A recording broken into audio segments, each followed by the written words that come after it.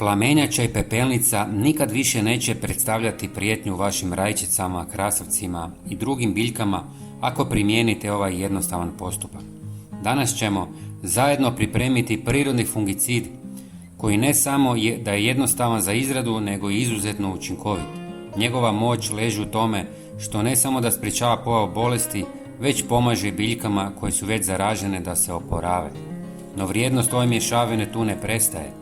Sastojci koje koristimo imaju i dodatni učinak jer odbijaju različite štetnike koji često uništavaju trud oko uzgoja u vrtu.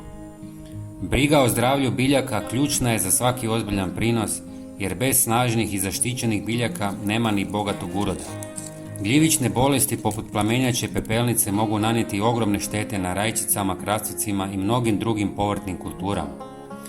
Umjesto da posežemo za sintetičkim sredstvima punim kemikalija, prirodni fungicidi pružaju sigurniju i dugotrajnu zaštitu. Njihova prednost je u tome što čuvaju i ljude i okoliš, a pritom jačaju otpornost biljaka na prirodan način. Redovitom primjenom ovakvih pripravaka osiguravate da vaše biljke ostanu zdrave tijekom cijele vegetacijske sezone, a time i da plodovi budu kvalitetniji i ukusniji.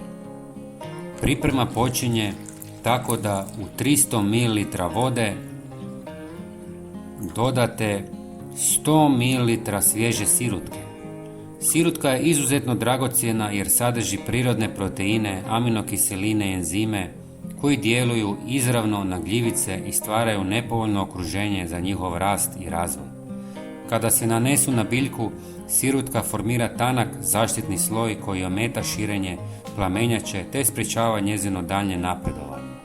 Posebno je učinkovita u početnim fazama bolesti, kada je ključno reagirati na vrijeme i ojačati prirodnu otpornost biljaka.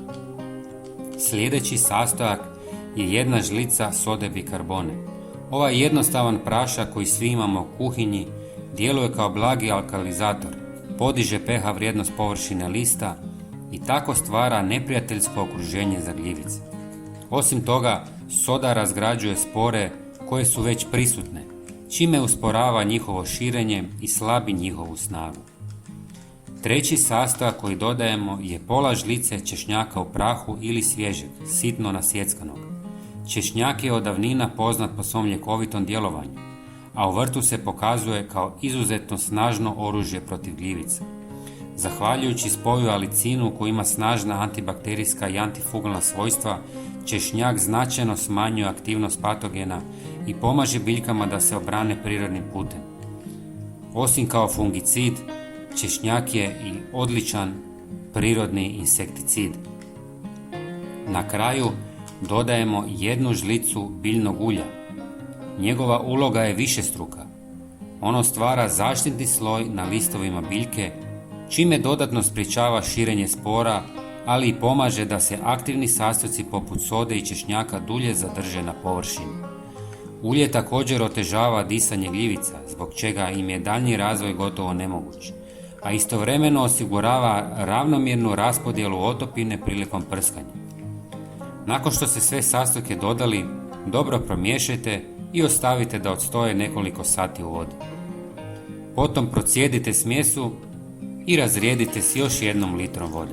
Sada ste dobili snažan prirodni fungicid i ujedno insekticid koji je siguran, učinkovit i dugotrajan. Prskanje biljaka ponavljajte jednom tjedno, a osobito nakon kiše kada vlaga pogoduje razvoju gljivica. Na ovaj način osigurat ćete zdravlje vaših biljaka i bogat urod bez upotrebe štetnih kemikalija. Čuvajte svoj vrt s ljubavlju i priroda će vam vratiti obilje. Prijatelji, svakako podijelite ovaj video sa poznanicima. Hvala vam i srdačan pozdrav!